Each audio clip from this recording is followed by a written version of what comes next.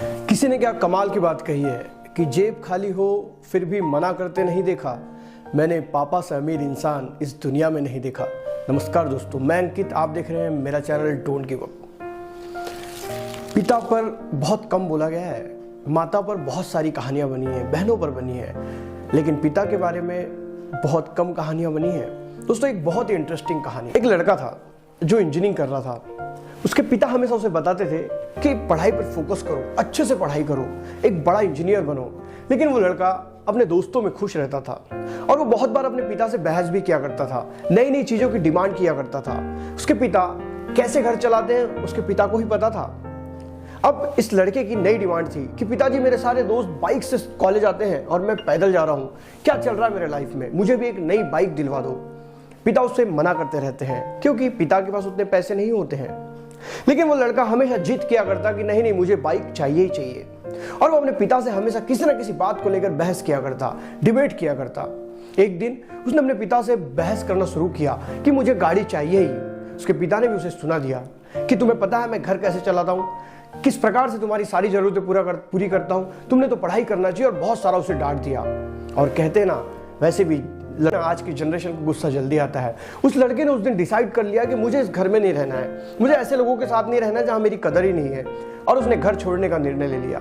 उसके माता और पिता दोनों बाजार गए हुए थे किसी काम से, तो उसने उसी समय निर्धारित किया कि अब मुझे घर छोड़ना है। और जब वो घर से निकल रहा था गुस्से में, तब उसने देखा कि उसके पिता उनका पर्स टेबल पर भूल गए हैं। उसने सोचा चलो पैसे भी मिल गए, पर्स में माल भी होगा, पर्स भी रख लेते हैं। और वो पर्स लेकर घर से निकल गया। जल्दी में उसे यह भी ध्यान नहीं रहा कि उसने पापा के जूते पहन लिए हैं। कुछ देर चलने के बाद जब उसे ध्यान आया कि उसने पिताजी के जूते पहने हैं, तो उसने जूते वहीं छोड़ दिए और वो आगे बढ़ने लगा।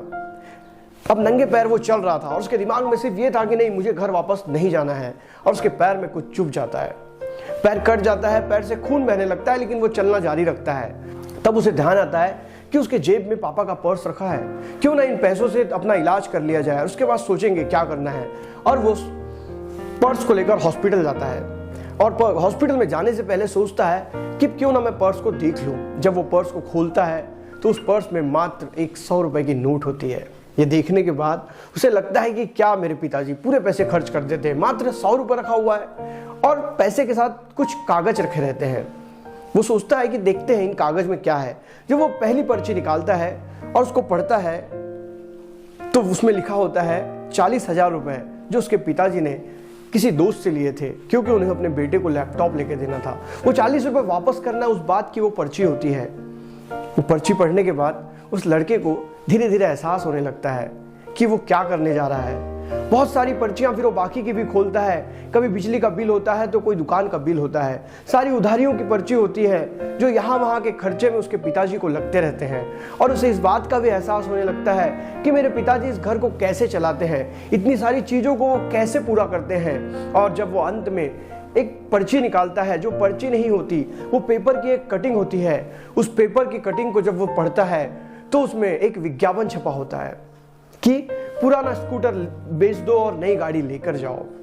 और तब वो लड़का समझ जाता है आज मेरे पिता और माता शायद वो स्कूटर लेके ही गए हैं और वो आज कहीं स्कूटर बेचने वाले तो नहीं है। उसके मन में दुख होने लगता है कि मेरे पिता इतना कुछ मेरे लिए करते हैं, लेकिन मैं एक बाइक के लिए घर छोड़कर जा रहा हूँ। और उसे समझ लगता है कि वो स्कूटर जिसने अब तक हमारा घर चलाया है, जो छोटी मोटी जरूरतों को पूरा करने में हमेशा हमारा साथ देती रही है, जिससे मेरे पिताजी ऑफिस जाते हैं, आज मेरे पिता कहीं उसी स्कूटर को बेचने तो नहीं चले गए हैं। वो दौड़ा दौड़ा अपने घर जाता है, उसके पैर से खून बहता रहता है, लेकिन घर पे उसके पिताजी और माता नहीं मिलते।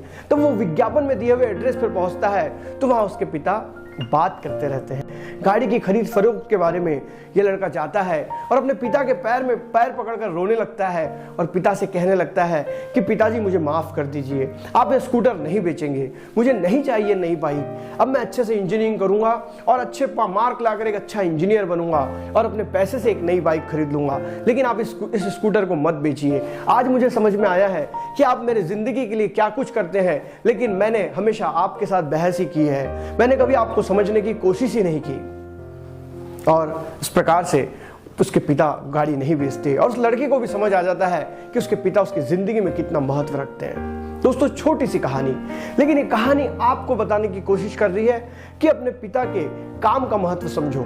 वो कहते हैं ना कि जेब खाली होते भी मना करते नहीं देखा, मैंने पिता से रईस इंसान नहीं देखा। दोस्तों, एकमात्र आपके पिता ही ऐसे हैं जो आपको जिंदगी में आगे बढ़ाना चाहते हैं, लेकिन आप उनको कभी समझ ही नहीं पाते। आप तो छोटी छोटी चीजों को लेकर उनसे बहस किया करते हैं। वो आपसे क्या उम्मीद रखते हैं और आप उन्हें क्या देते हैं। अगर आपको एक कहानी अच्छी लगी है तो वीडियो को लाइक करें। मैं इस चैनल पर रोज एक नई कहानी के साथ आता हूं। तब तक के लिए अलविदा, जय हिंद, वंदे मातरम।